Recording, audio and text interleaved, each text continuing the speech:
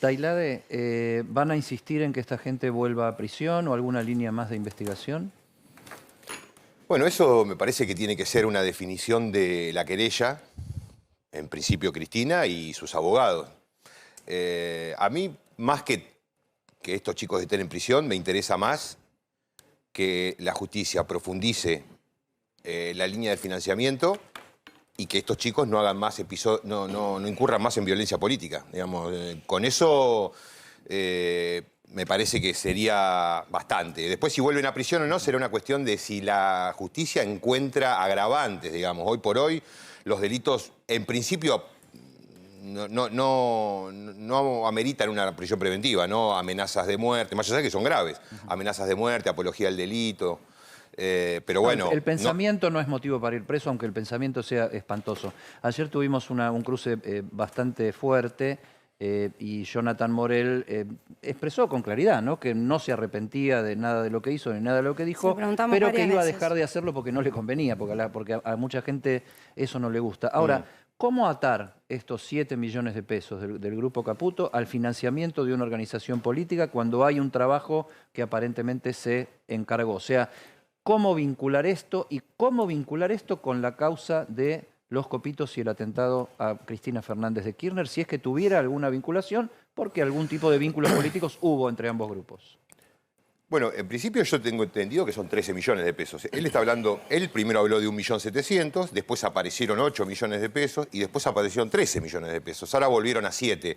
Pero en realidad me parece, le creo a Caputo, que dijeron pagamos 13 millones de pesos. Si están hechos o no los trabajos, me parece que lo tiene que establecer el juez, ¿no? A mí me parece muy raro. ¿Y si están hechos qué? ¿En qué queda esto, Rodolfo? Bueno, que si están hechos, deberá haber una explicación de por qué se contrató de manera tan extraña a una persona que no tiene ningún tipo de Ayer él contó que en realidad él conocía a una decoradora y que esa decoradora le hace puentes con distintos clientes y le presenta a este cliente, que él ni siquiera estaba al tanto de que en definitiva había un Caputo del otro lado. Tenemos el recorte en donde él cuenta, nosotros le preguntamos a ver cómo había sido este relato, que es el mismo relato que dio en la justicia. Lo escuchamos. ¿Vos fuiste contratado para hacer qué trabajo y quién te pagó? Bueno, primero le vendí a una clienta, le vendí unas mesitas de las que yo hago y demás. Después esa clienta me dijo, ¿conoces a alguien que haga tal mesita? Mesita ratona, ¿no? Como es de melamina, yo no trabajo melamina. Ahora, en la Argentina de hoy hay que ver de dónde sacamos un mango, una changuita. Entonces dije, déjame ver si consigo a alguien que haga esa mesita y te las vendo yo. Seguí quien haga la mesita y le dije, hacemos acá. Vio las muestras, se presentaron los presupuestos, lo aprobaron, o sea, no sabía ni el apellido de la otra persona, ¿se entiende? O sea, no hay nada político acá. Bueno, hice el trabajo, lo fui a entregar a Neuquén con mi socio y demás. Y, o sea, si era tanta guita para mí, no voy a ir hasta Neuquén para estar con una atornilladora día y noche laburando. ¿Quién te encargó el trabajo? A vos. Rosana me encargó el trabajo, la decoradora. ¿Quién era? ¿Era una decoradora que trabaja para sus clientes? Una decoradora que conozco, que le hice trabajo, me pregunta, ¿tenés a alguien que haga mesitas? Le digo, dame un segundito que veo si lo puedo tercerizar y lo haces conmigo. Entonces hicimos eso mismo, por eso que hay facturas, porque el trabajo lo hice yo. ¿Cómo fue entonces? O sea, yo lo vendí. El kiosquero no fabrica los alfajores, lo compra y lo vende. Yo compré y vendí. Eso eran 7 millones de pesos, se pagó todo. ¿Cuánto te quedó a vos y cuánto le quedó al fabricante? Hay un presupuesto total, paga una parte al fabricante, una parte va de impuestos, una parte a la contadora y bueno, después queda un puchito para mí y un puchito para mi socio. ¿Me podrías decir cómo fueron esas partes? ¿Te acordás? Es que eso lo estoy investigando la justicia, así que no salí comprometiéndome que no iba a entorpecer la causa, así que por eso no quiero dar cifras. Pero fue mínimo, o sea, me compré una computadora y un celular para que te des idea, no era mucha plata. Después, en un momento se enoja y termina reconociendo que eran 500.000 pesos los que le quedan. En teoría, esto igualmente está... cuando él presta su declaración en la justicia, sí tiene que hablar de los números de cuánto le quede más. Sí, yo te preguntaba, ¿qué pasa si esto queda en esta situación? Supongo que la FIP lo demuestra.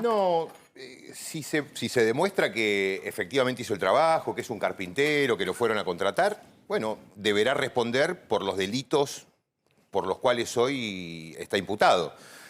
No está imputado él por financiamiento ilegal de algo, no está imputado por haber recibido dinero de los Caputo. Él está imputado por amenazar de muerte a la vicepresidenta, a su familia, por protagonizar episodios violentos. Entonces, si la cuestión del financiamiento se constata que es como dice Morel, bueno, quedará a un costado y deberá responder por los delitos que claramente él intervino. Y si el financiamiento no es como dice Morel, bueno, veremos, se abre un poco el panorama. Yo me quedo con la palabra del abogado Matías Cuño Libarona, del abogado de la familia de la empresa Caputo, cuando fue a presentar la documentación al juzgado. Dijo que él no podía decir en ese momento cómo se había dado el encuentro entre gente de Caputo, que él dijo que hay una persona que está asignada a recorrer negocios, entre ellos carpintería, supongo que debe ser esta chica Rosana, pero él no podía decir en ese momento, en función de cómo estaba el expediente, que estaba en secreto de sumario, cómo había sido el encuentro, con lo cual todavía eso falta definir. La otra cuestión que me parece muy interesante señalar es la vinculación de Revolución Federal y los copitos, ¿no? Brenda Uliarte y Sabaj Montiel, Carrizo, que son los que hoy están detenidos. Por lo menos hoy hay 3 puntos de conexión. Brenda Uliarte participando de movilizaciones de Revolución Federal. Hernán Carroll como una persona señalada por Sabaj Montiel como el encargado de proveer a su defensa y de pagarla. Una persona, Carroll, que está vinculada a todo el esquema halcón del PRO. Y finalmente los abogados, Marano y la abogada Salva, digamos, ¿no? Los dos que provienen de legisladores del PRO, con terminal política en Patricia Bullrich, que son los abogados defensores de Carrizo. Ahí hay puntos de conexión de los copitos con Revolución Federal. Debe haber más, seguramente, porque Sí, todos estos grupos estaban conectados. Todavía quedan, o sea, todas estas conexiones, pero muchísimos cabos sueltos. O sea, hoy diríamos qué pequeño es el mundo, mirá cómo quedaron todos juntos acá. Yendo al tema de los copitos. Yo no sé si vos venís siguiendo el tratamiento que le damos al tema. Nosotros estamos contra los discursos del odio. Hemos tenido a donde está sentado vos a Gerardo Milman preguntándole sobre las guillotinas, su participación en esas marchas, Sí, si los conocían o los conocía, etcétera, etcétera. Me llama la atención, del lado del kirchnerismo, digamos, el poco énfasis en, por ejemplo, investigar a la custodia de Cristina Fernández de Kirchner en el procedimiento de esa noche fatídica del 1 de septiembre frente a su casa, y mucho más con un abogado como Gregorio Dalbón, que ha sido, sí, muy enfático en decir hay que investigarlo, y ahora la Cámara Federal que le ordena a la jueza Capuchetti que se meta en eso. ¿Cuál sería el problema o por qué no se pone el énfasis en investigar a la custodia desde el lado de Cristina, digamos? Me parece, no sé por qué, no sé por qué. Yo puedo decir lo que me parece y lo que pienso yo. Lo que me parece es que Cristina claramente confía en su custodia. Esta es la custodia que tiene desde su primer mandato como presidenta. Por lo menos al jefe de la custodia, Diego Carbone, me parece que hay una confianza absoluta. De hecho, Dalbón lo sacó, digamos, de la sospecha que él... Sí, él justo estaba de licencia ese día. Franco, sí, ese día no estaba, pero llegó inmediatamente después del hecho.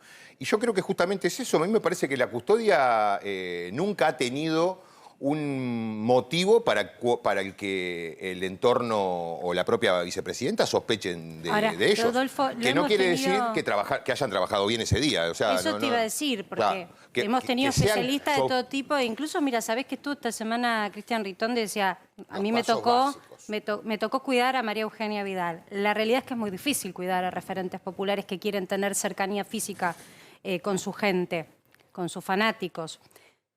Pero sí hay pasos cuando ya hay una amenaza contundente y no se vio ningún tipo de reacción por parte de quienes tenían que custodiarla. No hubo reacción alguna. Pero vos te referís en el momento del disparo. Exacto. Del intento real de hacerlo. A mí me preocupa mucho más otra cosa, no eso. Fueron 6, 7 minutos. Ella siguió caminando. Esa parte, sí, bueno, ¿no? probablemente ¿No haya habido sospechoso? errores, sí, que no quiere decir que tenga razón los camaristas en que haya que investigarlos. A ver, tampoco estoy cercenando la posibilidad de hacerlo. Creo que en un episodio tan grave hay que hacer todas las medidas, pero no me parece que vaya por ahí la la cuestión. Sí me parece más grave los antecedentes, los hechos previos que al intento de asesinato. En particular, los piedrazos sobre el despacho de la vicepresidenta el 10 de marzo de este año, con rotura de vidrios, bueno, con una situación muy fea en ese momento. ¿Y qué pasó a partir de ahí? Desde marzo a septiembre no tenemos conocimiento de que haya habido alguna investigación, por lo menos de parte de la Policía Federal, la inteligencia, no sé, alguien tendría que haber... Pero la Policía Federal es la que tuvo el problema del borramiento de los datos. La Policía Federal también, tuvo ese problema y tuvo otro problema también más grave, bueno, no sé si tan grave, que es que la DAJUDECO, la Oficina de Escuchas, no encontraba a la Policía Federal el fin de semana que tenían que estar siguiendo a Brenda Uliarte. Es decir, la jueza ordenó un seguimiento en vivo por teléfono, con teléfonos chupados, a Brenda Uliarte para ver dónde iba, y resulta que la DAJUDECO, la Oficina de Escuchas, toma la línea y empieza a llamar a la Policía Federal y no apareció nadie, porque la policía era la que tenía que hacer el seguimiento, no la DAJUDECO. La DAJUDECO solamente... Bueno, ese es un tema que nadie explicó todavía. Y lo del teléfono tampoco está explicado. Y lo del piedrazo al despacho de Cristina, tampoco nadie salió a explicarlo. Digamos, pasaron varios meses. Vos sos diputado de la Nación y una de tus especialidades, tal vez la más conocida, es esto, el seguimiento de fuerzas de seguridad y fuerzas de inteligencia o inteligencia... de la Secretaría del Estado y las inteligencias de las fuerzas. ¿Por qué pueden pasar estas cosas? O sea, que queden estos vacíos donde no se investiga, donde se pierden cuestiones. ¿Esto es mala suerte, negligencia, falta de recursos? ¿Están mirando para otro lado a propósito, internas? No, me parece que debe haber una mezcla de varias cosas. A ver, en principio, en particular, la Agencia Federal de Inteligencia. El 10 de marzo, cuando ocurre este hecho, la titular era Cristina Camaño. Sí. Cuando ocurre el hecho del atentado, el titular era Agustín Rossi. La verdad que Rossi, yo no puedo decirle, sos responsable de algo, la verdad, más allá de que él fue el que hizo la denuncia que termina con el caso Revolución Federal, ¿no? Por lo menos hizo un movimiento. ¿Qué pasaba con la gestión anterior? No había ningún tipo de contacto con la justicia. Como habíamos tenido las malas experiencias de la gestión Macri, Cristina Camaño y Alberto Fernández decidieron cortar definitivamente la relación de la AFI con la justicia, ni siquiera como colaborador, y por lo tanto no hay ningún tipo de articulación, me parece, además de que es un organismo, la AFI, que viene siendo vaciado, básicamente, es decir, vaciado por Estiuso primero, y luego nunca se pudo revertir una suerte de decadencia del organismo. ¿Hay responsabilidad de Camaño? Entonces lo que está diciendo es que hay cierta responsabilidad de Camaño en que haya pasado esto. No. Me está preguntando por qué no se llegó a... Yo digo, la casa, la AFI, no sé si está en condiciones de hacer investigaciones profundas. Porque viene de muchos años, digamos, de... Superposición de napas, capas, desde la época... Hay un lío bárbaro. Sí, de todo, pero además, durante la gestión de Estiuso, por supuesto, me toca la autocrítica, porque Estiuso fue muchos años director operacional. Buena relación con Néstor Kirchner. Sí, pero después con la presidencia de Cristina, siguió siendo funcionario y manejando la AFI. Bueno, la AFI la destruyó, o la CIDE en ese momento la destruyó. ¿Qué hace la AFI ahora, Rodolfo? No, el presidente es el que tiene que... Por lo menos no hace lo que hacía con Macri. Pero vos sos diputado ahora que te toca y tuviste que estar en la discusión del presupuesto. Hay recursos que en teoría van Sí, hay recursos, sí hay un plan de inteligencia. Lo que pasa es que, de hecho, la bicameral de inteligencia es la que evalúa el plan que envía y ahora lo deberían estar enviando, o si no fue enviado. Pero...